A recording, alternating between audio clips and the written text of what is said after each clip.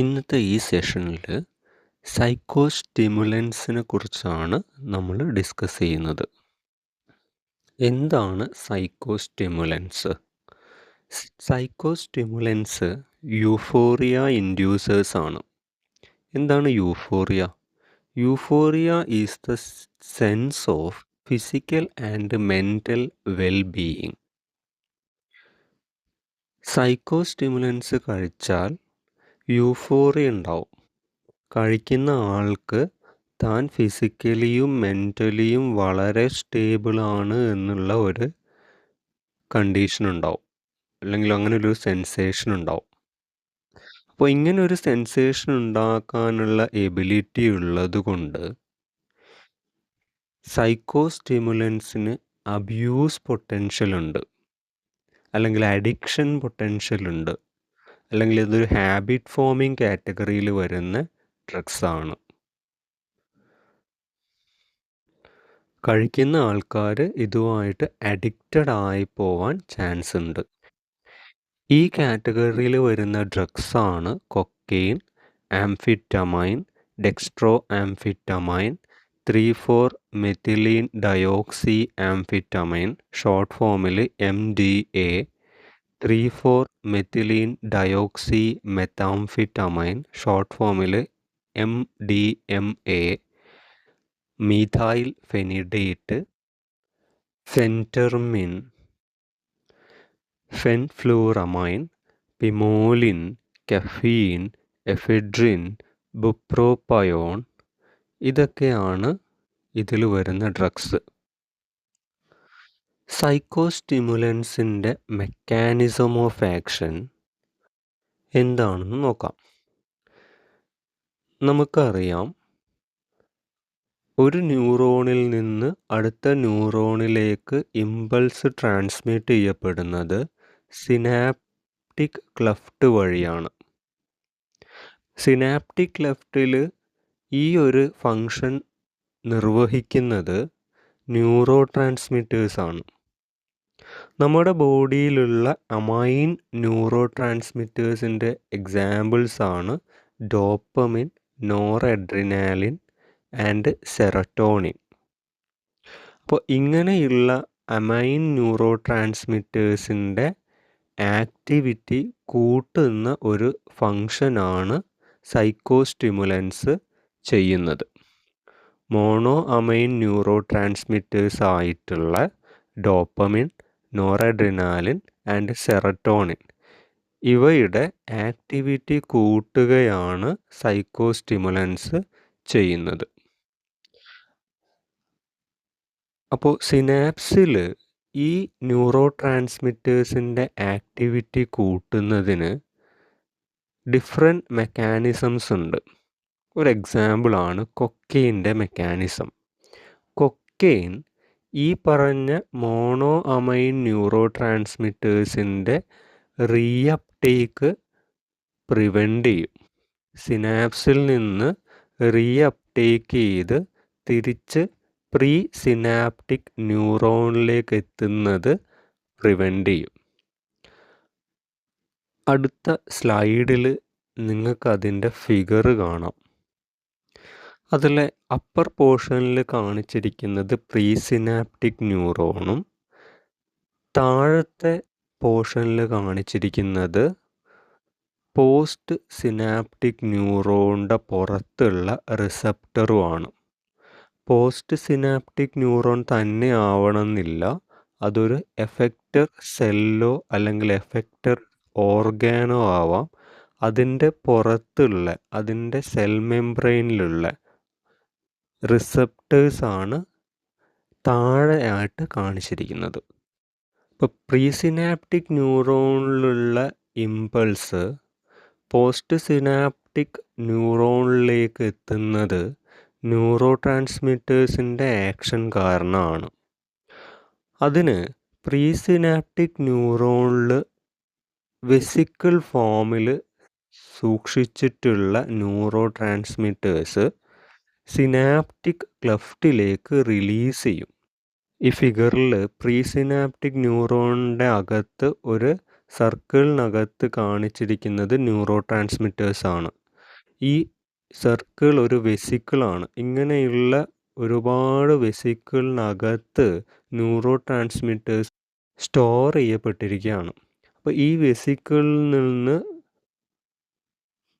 ഈ vesicle break down ചെയ്യുമ്പോഴത്തേക്ക് neuro transmitters സിനാപ്സിലേക്ക് release ചെയ്യും. അപ്പോൾ സിനാപ്സിൽ കൂടി അത് ഡിഫ്യൂസ് ചെയ്ത് പോസ്റ്റ് സിനാപ്റ്റിക് ന്യൂറോണിൻ്റെ പുറത്തുള്ള റിസപ്റ്റേഴ്സുമായിട്ട് ബൈൻഡ് ചെയ്ത് ഇമ്പൾസ് പോസ്റ്റ് സിനാപ്റ്റിക് ന്യൂറോണിലേക്ക് ട്രാൻസ്മിറ്റ് ചെയ്യും. പോസ്റ്റ് സിനാപ്റ്റിക് ന്യൂറോണിൽ ഇമ്പൾസ് ഉണ്ടാക്കും. അപ്പോൾ ഈ പ്രോസസ്സിന് ശേഷം ന്യൂറോ ട്രാൻസ്മിറ്റേഴ്സ് തിരിച്ച് പ്രീ സിനാപ്റ്റിക് ന്യൂറോണിലേക്ക് വലിച്ചെടുക്കപ്പെടും. പ്രീ സിനാപ്റ്റിക് ന്യൂറോണിൽ നിന്ന് തന്നെയാണ് അത് റിലീസ് ചെയ്യപ്പെട്ടിട്ടുള്ളത്. കുറച്ച് നേരത്തിന് ശേഷം അതേ ന്യൂറോണിലേക്ക് തന്നെ ഈ ന്യൂറോ ട്രാൻസ്മിറ്റേഴ്സ് തിരിച്ച് വലിച്ചെടുക്കപ്പെടും. ഈ പ്രോസസ്സാണ് റീഅപ്ടേക്ക് എന്നുള്ളത്. റീഅപ്ടേക്ക് നടന്നില്ല എന്നുണ്ടെങ്കിൽ ന്യൂറോ ട്രാൻസ്മിറ്റേഴ്സിൻ്റെ ആക്ഷൻ കുറച്ചുകൂടി നേരം നീണ്ടു നിൽക്കും. അപ്പോൾ ഈ റീഅപ്ടേക്കിനെ ബ്ലോക്ക് ചെയ്യുന്ന ഏജൻ്റാണ് കൊക്കെയിൻ. കൊക്കെയിൻ റീഅപ്ടേക്ക് ബ്ലോക്ക് ചെയ്യുമ്പോഴത്തേക്ക് ന്യൂറോ ട്രാൻസ്മിറ്റേഴ്സിൻ്റെ ആക്ഷൻ കൂടും. സിനാപ്റ്റിക് ക്ലെഫ്റ്റിൽ ന്യൂറോ ട്രാൻസ്മിറ്റേഴ്സ് സ്റ്റേ ചെയ്യുന്നതിൻ്റെ ഡ്യൂറേഷൻ കൂടും. ന്യൂറോ ട്രാൻസ്മിറ്റേഴ്സിൻ്റെ ആക്ഷൻ കൂടും. ഇങ്ങനെ ഈ അമൈൻ ന്യൂറോ ട്രാൻസ്മിറ്റേഴ്സിൻ്റെ ആക്ഷൻ കൂടുന്നത് കാരണമാണ് സൈക്കോ സ്റ്റിമുലേഷൻ എന്നുള്ള ഒരു കണ്ടീഷനിലേക്ക് ആ പേഴ്സൺ എത്തുന്നത്, അല്ലെങ്കിൽ യൂഫോറിയ എന്നുള്ള കണ്ടീഷനിലേക്ക് ആ പേഴ്സൺ എത്തുന്നത്. സൈക്കോ സ്റ്റിമുലേഷൻ ഉണ്ടാക്കുന്ന അടുത്ത ഒരു രീതിയാണ് ആംഫിറ്റമൈൻ്റേത്. ആംഫിറ്റമൈനും ചെയ്യുന്നത് മോണോ അമൈൻ ന്യൂറോ ട്രാൻസ്മിറ്റേഴ്സ് ആയിട്ടുള്ള ഡോപ്പമിൻ, നോറഡ്രിനാലിൻ ആൻഡ് സെറോട്ടോണിൻ്റെ ആക്ടിവിറ്റി കൂട്ടുന്ന ജോലിയാണ്. ഇവിടെ ആംഫിറ്റമിൻ ചെയ്യുക പ്രീ സിനാപ്റ്റിക് ന്യൂറോണിലെ വെസിക്കിൾസിൽ സ്റ്റോർ ചെയ്യപ്പെട്ടിട്ടുള്ള ന്യൂറോ ട്രാൻസ്മിറ്റേഴ്സിൻ്റെ റിലീസ് കൂട്ടും. റിലീസ് കൂട്ടുക എന്ന് പറഞ്ഞാൽ പ്രീ സിനാപ്റ്റിക് ന്യൂറോണിൽ നിന്ന് ന്യൂറോ ട്രാൻസ്മിറ്റേഴ്സ് സിനാപ്റ്റിക് ക്ലെഫ്റ്റിലേക്ക് എത്തുന്ന പ്രോസസ്സ് ആംഫിറ്റമിൻ സ്റ്റിമുലേറ്റ് ചെയ്യും. ആ ഒരു സ്റ്റിമുലേഷൻ കാരണം കൂടുതൽ amount of neuro transmitters synaptic ക്ലെഫ്റ്റിലെത്തുകയും അതിൻ്റെ ആക്ടിവിറ്റി കൂടുകയും ചെയ്യും. അത് ആ ഫിഗറിൽ കാണിച്ചിട്ടുണ്ട്, ആംഫിറ്റമൈൻ്റെ മെക്കാനിസം. അപ്പോൾ ഇങ്ങനെയുള്ള ന്യൂറോ ട്രാൻസ്മിറ്റേഴ്സിൻ്റെ ആക്ടിവിറ്റി കൂടുന്നത് കാരണം ആ പേഴ്സണ് യൂഫോറിയ അല്ലെങ്കിൽ സൈക്കോ സ്റ്റിമുലേഷൻ എന്നുള്ള കണ്ടീഷൻ ഉണ്ടാവും. അപ്പോൾ ഫിഗർ കൃത്യമായി പഠിച്ചിരിക്കണം. കൊക്കെയിൻ്റെ കേസിൽ റീഅപ്ടേക്ക് ഇൻഹിബിഷൻ ആണ് നടക്കുന്നത്. അവിടെ ഒരു മൈനസ് മാർക്ക് കാണാം റീഅപ്ടേക്ക് എന്നുള്ള പ്രോസസ്സിൽ. ആംഫിറ്റമൈൻ്റെ കേസിൽ റിലീസ് സ്റ്റിമുലേഷൻ ആണ് നടക്കുന്നത്. അവിടെ ഒരു പ്ലസ് മാർക്ക് കാണാം. അത് സ്റ്റിമുലേഷനെയാണ് ഉദ്ദേശിക്കുന്നത്. ഇനി എന്തൊക്കെയാണ് സൈക്കോ സ്റ്റിമുലൻസിൻ്റെ pharmacological action? Psycho stimulants behavioural changes ആണ് ഉണ്ടാക്കുന്നത്. ആ പേഴ്സണിൻ്റെ മൂഡ് എലവേറ്റ് ചെയ്യും. ഉദ്ദേശിക്കുന്നത് ആ പേഴ്സൺ സ്ഥിരമായി ഒരു ഹാപ്പി മൂഡിലായിരിക്കും ഉണ്ടാവുക. മറ്റൊരു കാര്യം ഇൻക്രീസ്ഡ് സെൽഫ് എസ്റ്റീമാണ്. സ്ഥിരമായി സെൽഫ് കോൺഫിഡൻ്റ് ആയിരിക്കും, അല്ലെങ്കിൽ സ്വന്തം എബിലിറ്റീസിലുള്ള കോൺഫിഡൻസ് കൂടുതലായിരിക്കും. അടുത്തത് മെൻ്റൽ ആൻഡ് ഫിസിക്കൽ വെൽബീയിങ് ആണ്. നേരത്തെ പറഞ്ഞു യൂഫോറിയ എന്നുള്ള കണ്ടീഷനിലായിരിക്കും ആ പേഴ്സൺ ഉണ്ടാവുക. അടുത്തത് ഡിക്രീസ്ഡ് അപ്പിറ്റൈറ്റ്. വിശപ്പ് കുറവായിരിക്കും. ഈ ഒരു ഫാർമക്കോളജിക്കൽ ആക്ഷൻ ഉള്ളതുകൊണ്ട് ഒബീസായ പേഷ്യൻസിന് ഭക്ഷണത്തോടുള്ള പ്രിയം കുറയ്ക്കാൻ വേണ്ടി കൊടുക്കുന്ന ഏജൻറ്റ്സ് ആണ് സൈക്കോസ്റ്റിമുലൻസ്. അടുത്തത് ഡിക്രീസ്ഡ് നീഡ് ഫോർ സ്ലീപ്പ്, ഉറക്കം കുറവായിരിക്കും. അടുത്തത് ഫറ്റീഗ് അഥവാ ക്ഷീണം. പേഷ്യൻ്റ് എപ്പോഴും എക്സോസ്റ്റഡ് ആയിപ്പോവും, ടയേർഡായിരിക്കും. അടുത്തത് stimulate alertness, attention and focus. ആ വ്യക്തിയുടെ ഏകാഗ്രത കൂടും, എപ്പോഴും അലേർട്ടായിരിക്കും. ഇനി പറയുന്നത് സൈക്കോസ്റ്റിമുലൻസിൻ്റെ അഡ്വേഴ്സ് എഫക്ട്സ് ആണ്. ഒന്ന് മിഡ്രിയാസിസ്.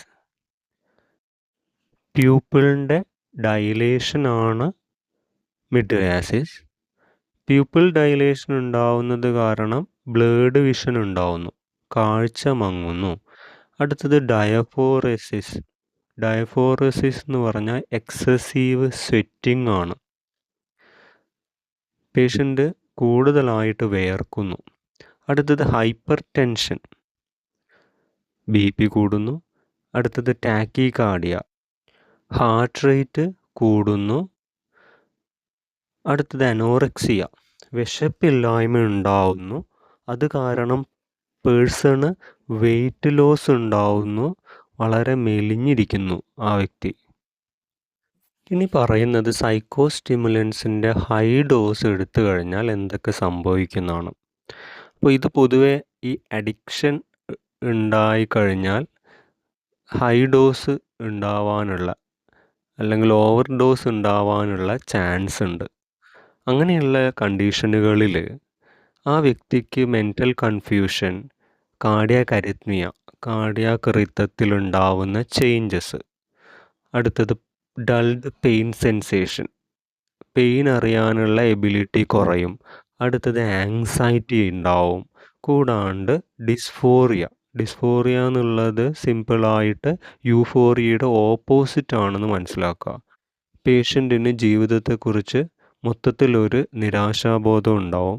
അതുപോലെ ആ വ്യക്തിക്ക് മൊത്തത്തിലൊരു സെൽഫ് കോൺഫിഡൻസിൻ്റെ കുറവുണ്ടാവും. അങ്ങനെയുള്ള കാര്യങ്ങളുണ്ടാവും. ഇതൊക്കെയാണ് ഓവർഡോസിൻ്റെ സമയത്ത് ഉണ്ടാവുന്ന കാര്യങ്ങൾ. അടുത്തത് ക്രോണിക് യൂസ്. ക്രോണിക് യൂസും ഈ അഡിക്റ്റഡ് ആയിട്ടുള്ള ആൾക്കാർക്ക് ആണ് മിക്കവാറും ഉണ്ടാവുക. അതല്ലാതെ ചില ഡിസീസസിനും ഇത് കൂടുതൽ കാലം യൂസ് ചെയ്യേണ്ടി വരാറുണ്ട്. അങ്ങനെയുള്ള യൂസിൻ്റെ സമയത്ത് ഉണ്ടാവുന്ന അഡ്വേഴ്സ് എഫക്ട്സ് ആണ് റിവേഴ്സിബിൾ സൈക്കോസിസ്. ചെറിയ സൈക്കാട്രിക് ഇൽനെസ് ആ വ്യക്തിക്ക് ഉണ്ടാവും. അതൊരു റിവേഴ്സിബിൾ കണ്ടീഷനാണ്. ഡ്രഗ് സ്റ്റോപ്പ് ചെയ്യുമ്പോഴത്തേക്ക് ആ സൈക്കോസിസ് മാറിക്കോളും. ഇനി കൊക്കെയിൻ കൂടുതൽ കാലം യൂസ് ചെയ്ത് കഴിഞ്ഞാൽ റാബ്ഡോമയോലൈസിസ് ഉണ്ടാവും. മസിൽ ടിഷ്യൂസിൻ്റെ ബ്രേക്ക് ഡൗൺ ആണ് റാബ്ഡോമയോലൈസിസ്. അപ്പോൾ നോർമലി റാബ്ഡോമയോലൈസിസ് ഉണ്ടാവുന്നവർക്ക് റീനൽ പ്രോബ്ലം ഉണ്ടാവാനുള്ള ചാൻസ് കൂടുതലാണ്. ബിക്കോസ് മസിൽ ബ്രേക്ക് ചെയ്ത് ബ്ലഡിൽ മയോഗ്ലോബിൻ്റെ കോൺസെൻട്രേഷൻ കൂടും. മയോഗ്ലോബിൻ എന്ന് പറഞ്ഞാൽ മസിൽ പ്രോട്ടീനാണ്. മയോഗ്ലോബിൻ കിഡ്നി ഡാമേജ് ഉണ്ടാക്കാനുള്ള ചാൻസ് ഉണ്ട്. കൂടാതെ കൊക്കെയിൻ കൂടുതൽ കാലം കഴിക്കുമ്പോഴത്തേക്ക് ഹെപ്പാറ്റിക് ഫെയിലർ വരാനുള്ള ചാൻസ് ഉണ്ട്. അടുത്ത അഡ്വേഴ്സ് എഫക്റ്റ് ഫിസിക്കൽ ഡിപ്പെൻഡൻസ് ആണ്. ആ വ്യക്തി കഴിക്കുന്ന ഡ്രഗിനോട് അഡിക്റ്റഡ് ആയി പോവും.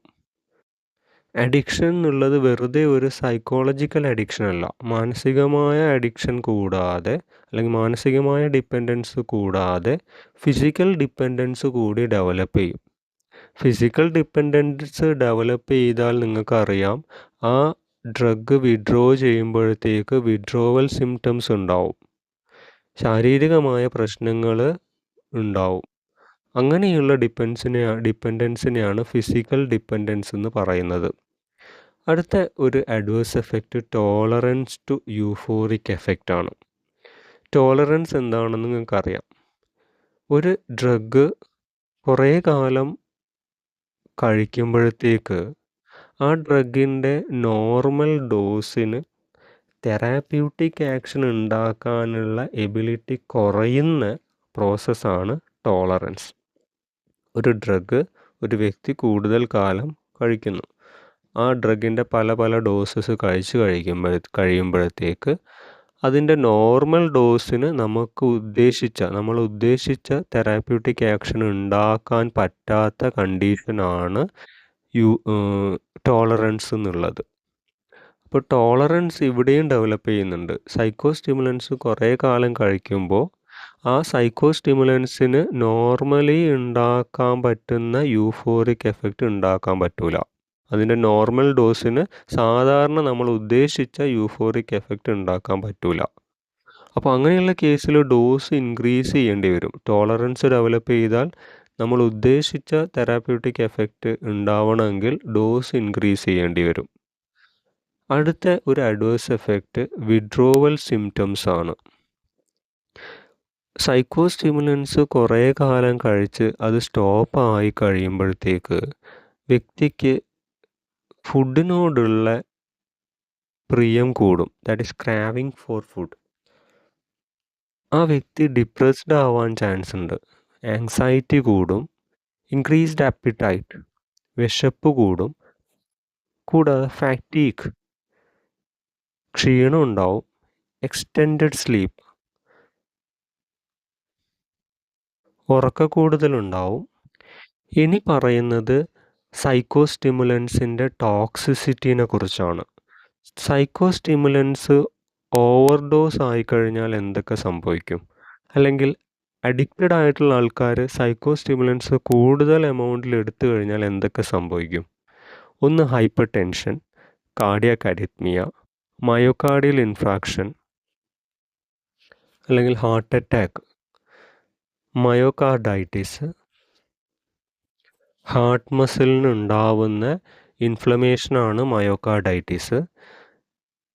നെക്സ്റ്റ് സെറിബ്രൽ ഹെമറേജ്, ബ്രെയിനിലുണ്ടാവുന്ന bleeding, convulsions, hyper pyrexia, body temperature കൂടും, റെസ്പിറേറ്ററി ഡിപ്രഷൻ, ശ്വാസം എടുക്കാനുള്ള ബുദ്ധിമുട്ടുണ്ടാവും അത് കാരണം. അടുത്തത് ടോക്സിസിറ്റിയുടെ ട്രീറ്റ്മെൻ്റ് ആണ്. സൈക്കോസ്റ്റിമുലൻസിൻ്റെ ടോക്സിസിറ്റി ഉണ്ടായിക്കഴിഞ്ഞാൽ സൈക്കാട്രിക് പ്രോബ്ലംസ് ഉണ്ടാവും എന്നുള്ളത് നേരത്തെ പറഞ്ഞു. സൈക്കോസിസ് ഡെവലപ്പ് ചെയ്യും. ഈ സൈക്കാട്രിക് സിംറ്റംസ് റിവേഴ്സ് ചെയ്യുന്നതിന് ഹാലോപെരിഡോൾ എന്നുള്ള ഡ്രഗ് യൂസ് ചെയ്താൽ മതി. ഹാലോപെരിഡോൾ നമ്മൾ ആൻറ്റി സൈക്കോട്ടിക്സ് എന്നുള്ള ചാപ്റ്ററിൽ കണ്ടിരുന്നു. ഹാലോപെരിഡോൾ ഡോപ്പമിൻ റിസപ്റ്ററിൻ്റെ ബ്ലോക്കറാണ്. ഡോപ്പമിൻ്റെ ആക്ടിവിറ്റി കുറയ്ക്കുന്നത് കാരണം സൈക്കാട്രിക് സിംറ്റംസ് കുറയും. അടുത്ത ഒരു കണ്ടീഷൻ ഹൈപ്പർ തെർമിയാണ്. ബോഡി ടെമ്പറേച്ചർ കൂടും എന്നുള്ളത് നേരത്തെ പറഞ്ഞിരുന്നു. അപ്പോൾ ഈ ടെമ്പറേച്ചർ എലവേഷൻ സ്റ്റോപ്പ് ചെയ്യുന്നതിന് ക്ലോർപ്രോമാസിൻ എന്നുള്ള ഡ്രഗ് കൊടുക്കാം. ക്ലോർപ്രോമാസിൻ നമ്മൾ ആൻറ്റി സൈക്കോട്ടിക്സിൽ കണ്ട ഒരു ഡ്രഗാണ്. ഇതും ഒരു ഡോപ്പമിൻ റിസപ്റ്റർ ബ്ലോക്കറാണ്. ഇത് കൂടാതെ നമുക്ക് പെരിഫറൽ കൂളിംഗ് ചെയ്യാം. നനഞ്ഞ തുണി ശരീരത്തിന് മുകളിൽ ഇട്ടിട്ട് ടെമ്പറേച്ചർ കുറയ്ക്കാം. അടുത്ത ഒരു കാര്യം, ആംഫിറ്റമൈൻ ടോക്സിസിറ്റി ഉണ്ടായിക്കഴിഞ്ഞാൽ, ആംഫിറ്റമൈൻ എന്നുള്ളതൊരു സൈക്കോസ്റ്റിമുലൻ്റ് ആണ്. ആംഫിറ്റമൈൻ ടോക്സിസിറ്റി ഉണ്ടായിക്കഴിഞ്ഞാൽ ചെയ്യേണ്ട കാര്യങ്ങൾ, ഒന്ന് ഗ്യാസ്ട്രിക് ലേവേജ് ആണ്. സിമ്പിളായിട്ട് പറഞ്ഞാൽ സ്റ്റൊമക്ക് ക്ലീനിങ്.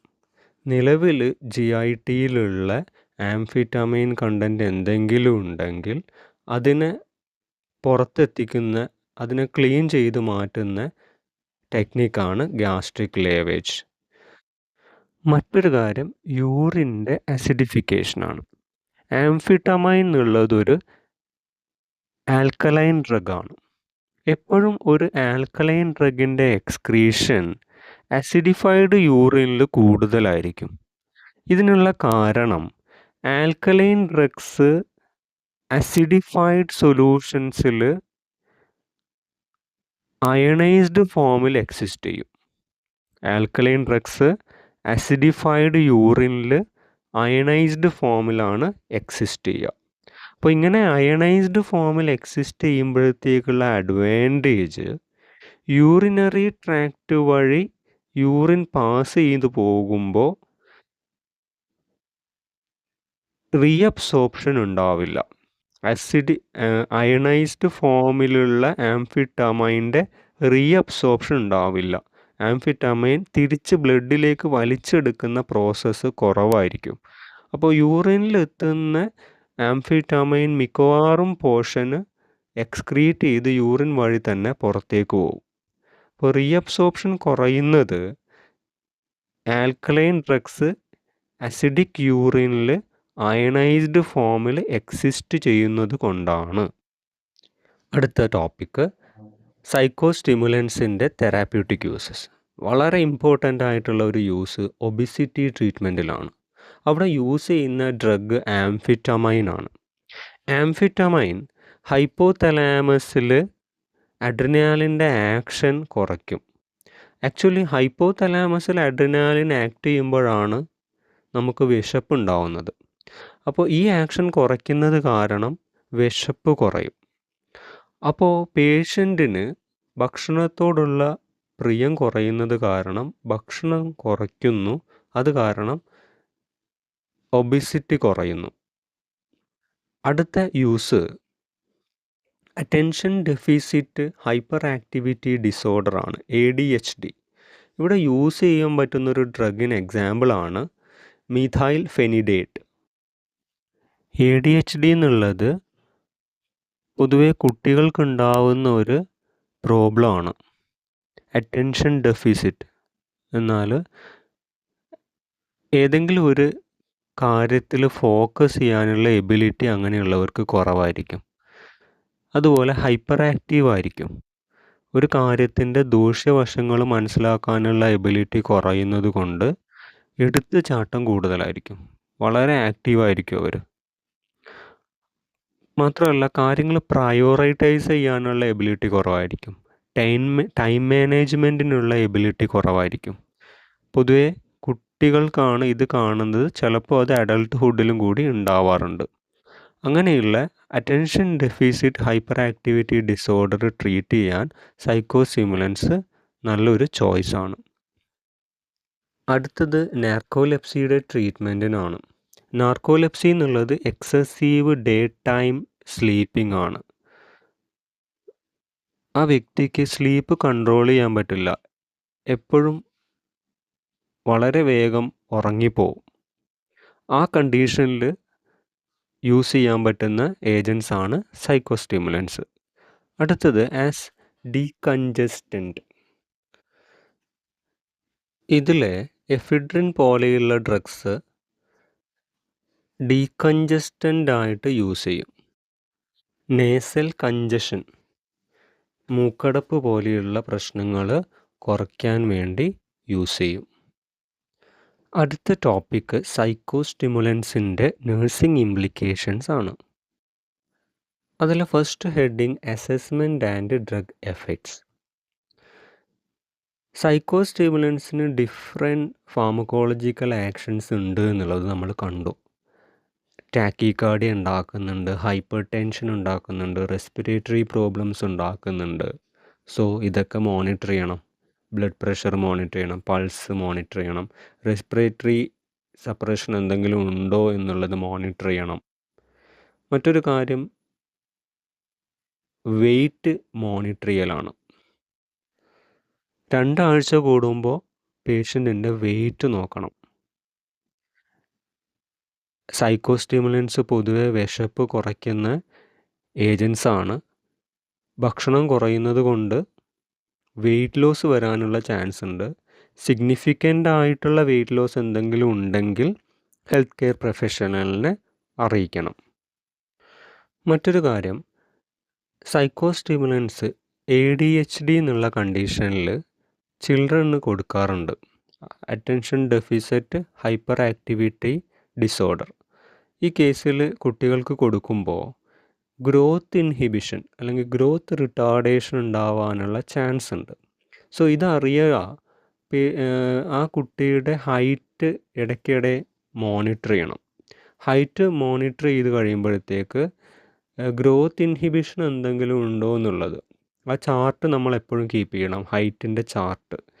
അപ്പോൾ ഗ്രോത്ത് ഇൻഹിബിഷൻ എന്തെങ്കിലും ഉണ്ടാവുന്നുണ്ടെങ്കിൽ അത് പ്രായത്തിനനുസരിച്ചുള്ള ഹൈറ്റ് ഉണ്ടാവുന്നില്ല എന്നുണ്ടെങ്കിൽ അത് മോണിറ്റർ ചെയ്ത് ഹെൽത്ത് കെയർ പ്രൊഫഷണലിനെ അറിയിക്കണം. സൈക്കോസ്റ്റിമുലൻസ് ഒരു യൂഫോറിയ ഉണ്ടാക്കുന്ന ഡ്രഗാണെന്ന് നേരത്തെ പറഞ്ഞു. അപ്പോൾ യൂഫോറിയ ഉണ്ടാവാൻ മാത്രമായിട്ട് സ്റ്റിമുലൻസ് കഴിക്കുന്നത് ശരിയല്ല. അതൊരു അഡിക്ഷന് ഇൻഡിക്കേറ്റ് ചെയ്യുന്നു. ഏതെങ്കിലും ഒരു പർട്ടിക്കുലർ ഡിസീസ് ട്രീറ്റ് ചെയ്യാനാണ് നമ്മൾ സൈക്കോസ്റ്റിമുലൻസ് യൂസ് ചെയ്യേണ്ടത്. അടുത്തൊരു കാര്യം, ഏതെങ്കിലും ഒരു പർട്ടിക്കുലർ ഡിസോർഡറിന് സൈക്കോസ്റ്റിമുലൻസ് എടുത്ത് അത് മാറിക്കഴിയുമ്പോഴത്തേക്ക് അത് സ്റ്റോപ്പ് ചെയ്യേണ്ടി വരും. സ്റ്റോപ്പ് ചെയ്ത് കഴിയുമ്പോഴത്തേക്ക് ആ വ്യക്തിക്ക് ഡിപ്രഷൻ ഡെവലപ്പ് ചെയ്യുന്നുണ്ടോ എന്നുള്ളത് മോണിറ്റർ ചെയ്യണം. സൈക്കോസ്റ്റിമുലൻസ് സ്റ്റോപ്പ് ചെയ്യുമ്പോൾ പേഷ്യൻറ്റിന് വരുന്ന ഡിപ്രഷൻ, ഡ്രഗിൻ്റെ എഫക്റ്റ് ബോഡിയിലില്ലാതെ നിൽക്കുമ്പോൾ പേഷ്യൻറ്റിന് റീബൗണ്ട് ഡിപ്രഷൻ വരാനുള്ള ചാൻസ് ഉണ്ട്. അങ്ങനെ എന്തെങ്കിലും ഡെവലപ്പ് ചെയ്യുന്നുണ്ടോ എന്നുള്ള കാര്യം മോണിറ്റർ ചെയ്യണം. ഇനി ADHD എന്നുള്ള കണ്ടീഷനിൽ സൈക്കോസ്റ്റിമുലൻസ് യൂസ് ചെയ്യുമ്പോൾ സ്റ്റുഡൻറ്റിൻ്റെ അല്ലെങ്കിൽ ആ കുട്ടിയുടെ അറ്റൻഷൻ സ്പാൻ മോണിറ്റർ ചെയ്യുക. കുട്ടിക്ക് ഇപ്പോൾ ഏകാഗ്രത ഇമ്പ്രൂവ് ചെയ്തിട്ടുണ്ടോ എന്നുള്ളത് മോണിറ്റർ ചെയ്യുക. ഇമ്പൾസ് കൺട്രോൾ നടക്കുന്നുണ്ടെന്ന് മോണിറ്റർ ചെയ്യുക. നമുക്കറിയാം ADHDയിൽ കുട്ടികൾ ഓവർ ആക്റ്റീവ് ആയിരിക്കും. അങ്ങനെ ഓവർ ആക്റ്റീവായ കുട്ടികൾക്ക് സൈക്കോസ്റ്റിമുലൻസിൻ്റെ തെറാപ്പി സ്റ്റാർട്ട് ചെയ്യുമ്പോഴത്തേക്ക് ഓവർ ആക്ടിവിറ്റി കുറയുന്നുണ്ടോ എന്നുള്ളത് മോണിറ്റർ ചെയ്യുക. കൂടാതെ മറ്റ് ചിൽഡ്രൻസുമായിട്ടുള്ള ഇൻ്ററാക്ഷൻസ് മോണിറ്റർ ചെയ്യുക. അടുത്തൊരു കാര്യം, സൈക്കോസ്റ്റിമുലൻസ് യൂസ് ചെയ്ത് ഏതെങ്കിലും ഒരു പർട്ടിക്കുലർ കേസ് ട്രീറ്റ് ചെയ്യുമ്പോൾ ഇടയ്ക്ക് ഇൻ്ററപ്ഷൻസ് കൊടുക്കണം, അല്ലെങ്കിൽ ഇടയ്ക്ക് ചെറിയൊരു ഇൻ്റർവെല്ല് കൊടുത്ത് നോക്കുക. ഇത് ഒരു ടെസ്റ്റിംഗ് ആണ്. ഈ ഇൻ്റർവെല്ലിൻ്റെ സമയത്ത്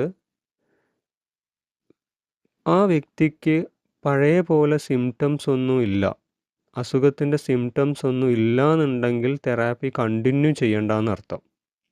നേരെ മറിച്ച് സിംറ്റംസ് ഇപ്പോഴും പേഴ്സിസ്റ്റ് ചെയ്യുന്നുണ്ടെങ്കിൽ, ഡ്രഗ് നിർത്തുമ്പോഴത്തേക്ക് സിംറ്റംസ് പേഴ്സിസ്റ്റ് ചെയ്യുന്നുണ്ടെങ്കിൽ അത് ഡ്രഗ് തെറാപ്പി കണ്ടിന്യൂ ചെയ്യാനുള്ള ഒരു സൈനാണ്. സോ ഇങ്ങനെ ഇൻ്ററപ്ഷൻസ് കൊടുത്ത് നോക്കുക ഡ്രഗ് തെറാപ്പി ഇനി കണ്ടിന്യൂ ചെയ്യണോ വേണ്ടയോ എന്നുള്ള കാര്യം. അടുത്തത്, നാർക്കോലെപ്സിയിൽ സൈക്കോസ്റ്റിമുലൻസ് യൂസ് ചെയ്യാറുണ്ട് എന്ന് പറഞ്ഞു. എക്സസീവ് സ്ലീപ്പിംഗ് ആണ് നാർക്കോലെപ്സിയിൽ ഉണ്ടാവുന്നത്. അപ്പോൾ ഡ്രഗ് തെറാപ്പി തുടങ്ങിയതിന് ശേഷം സ്ലീപ്പ് പാറ്റേൺ ഇംപ്രൂവ് ചെയ്തിട്ടുണ്ടോ എന്ന് അറിയാൻ വേണ്ടി സ്ലീപ്പ് എപ്പിസോഡ്സ് ഡോക്യുമെൻ്റ് ചെയ്യണം. തെറാപ്പി തുടങ്ങുന്നതിന് മുമ്പ് എങ്ങനെയായിരുന്നു, തെറാപ്പി തുടങ്ങിയതിന് ശേഷം എങ്ങനെയായിരുന്നു എന്നുള്ള കാര്യം നമ്മൾ മോണിറ്റർ ചെയ്യണം. ഇനി സൈക്കോസ്റ്റിമുലൻസിൻ്റെ patient and family teaching points. ഈ ഡ്രഗ്സ് അബ്യൂസ് പൊട്ടൻഷ്യലുള്ള ഡ്രഗ്സ് ആണ്. ഡ്രഗ് ഡിപ്പെൻഡൻസ് വരാൻ ചാൻസ് ഉണ്ട്. ചിലപ്പോഴൊക്കെ പേഷ്യൻ്റ് സ്വയം ഡോസ് ഇൻക്രീസ് ചെയ്യാനും ഒക്കെ ചാൻസ് ഉള്ളതുകൊണ്ട് അക്കാര്യങ്ങൾ പേഷ്യൻറ്റിനെ അഡ്വൈസ് ചെയ്യണം. ഡോക്ടറുടെ സമ്മതം ഇല്ലാതെ ഡോസ് ആൾട്ടർ ചെയ്യരുത് എന്നുള്ള കാര്യം പേഷ്യൻറ്റിനെയും പ്രത്യേകിച്ച് ഫാമിലി മെമ്പേഴ്സിനെയും പറഞ്ഞ് മനസ്സിലാക്കുക. മറ്റൊരു കാര്യം, നിലവിൽ കഴിച്ചുകൊണ്ടിരിക്കുന്ന ഹൈ ഡോസ് ഓഫ് ഡ്രഗ് ഒറ്റയടിക്ക് നിർത്തുന്നത് എക്സ്ട്രീം ഫറ്റീഗ്, എക്സ്ട്രീം ടയേർഡ്നെസ് ഉണ്ടാക്കും. കൂടാതെ പേഷ്യൻറ്റിന് മെൻ്റൽ ഡിപ്രഷൻ വരാനുള്ള ചാൻസ് കൂടിയുണ്ട്. സോ ഡോസസ് കൃത്യമായി കഴിക്കുന്നതിൻ്റെ ഇമ്പോർട്ടൻസ് ഫാമിലി മെമ്പേഴ്സിനും പേഷ്യൻറ്റിനും പറഞ്ഞു കൊടുക്കുക. അടുത്തൊരു കാര്യം, നമുക്കറിയാം കോഫിയിൽ കഫീൻ ഉണ്ട്. അപ്പോൾ കഫീൻ എന്നുള്ളത് ഒരു സൈക്കോസ്റ്റിമുലൻ്റ് ആണ്. സോ ഓൾറെഡി സൈക്കോസ്റ്റിമുലൻ്റ് മറ്റേതെങ്കിലും ഡ്രഗ് കഴിക്കുന്ന ഒരു പേഷ്യൻറ്റിനോട് കോഫി പോലെയുള്ള കാര്യങ്ങൾ കുറയ്ക്കാൻ പറയണം. ബിക്കോസ് അവിടെ സിനർജിസം ഉണ്ടാവും. സോ ഓൾറെഡി കഫീൻ സൈക്കോസ്റ്റിമുലൻ്റ് ആണ്. കൂടാതെ പേഷ്യൻ്റ് മറ്റേതെങ്കിലും ഡ്രഗും കഴിക്കുന്നു കൂടി ഉണ്ടാവും. അപ്പോൾ കോഫി പോലെയുള്ള പാനീയങ്ങൾ ഒഴിവാക്കാൻ പേഷ്യൻറ്റിനെയും അഡ്വൈസ് ചെയ്യണം. മറ്റൊരു കാര്യം, ഇത് CNSൽ ആക്ട് ചെയ്യുന്ന ഡ്രഗാണ്. പേഷ്യൻറ്റിൻ്റെ ജഡ്ജ്മെൻറ്റ് ഇമ്പയർ ചെയ്യാൻ ചാൻസ് ഉണ്ട്. സോ ഡ്രൈവിങ്, അലേർട്ട്നെസ് ആവശ്യമുള്ള മറ്റ് ആക്ടിവിറ്റീസൊക്കെ ഒന്ന് ശ്രദ്ധിച്ച് ചെയ്യാൻ പറയണം. അല്ലെങ്കിൽ അതിൽ നിന്ന് മാക്സിമം വിട്ടു നിൽക്കാൻ പറയണം. മറ്റൊരു കാര്യം, ഡ്രഗ് തെറാപ്പീൻ്റെ ഇടയ്ക്ക് ഇൻ്ററപ്ഷൻസ് കൊടുക്കേണ്ട കാര്യം നേരത്തെ പറഞ്ഞു. അപ്പോൾ ഇങ്ങനെ പീരിയോഡിക് ഹോളിഡേയ്സ് കൊടുക്കുന്നതിന് 2 പർപ്പസാണുള്ളത്. മെയിൻ പർപ്പസ് എന്നുള്ളത് ഡ്രഗ് നിർത്തുമ്പോൾ സിംറ്റംസ് ഇപ്പോഴും ഉണ്ടോ എന്നുള്ള കാര്യം പരിശോധിക്കാനാണ്. രണ്ടാമത്തത് ഡ്രഗ് ഡിപ്പെൻഡൻസ് കുറയ്ക്കാനാണ്. അപ്പോൾ പീരിയോഡിക് ഹോളിഡേയ്സിൻ്റെ ഇമ്പോർട്ടൻസ് കൃത്യമായി ഓർത്തിരിക്കുക. അതൊരു ഇമ്പോർട്ടൻറ്റ് പോയിൻ്റാണ്. That's all about സൈക്കോസ്റ്റിമുലൻസ്.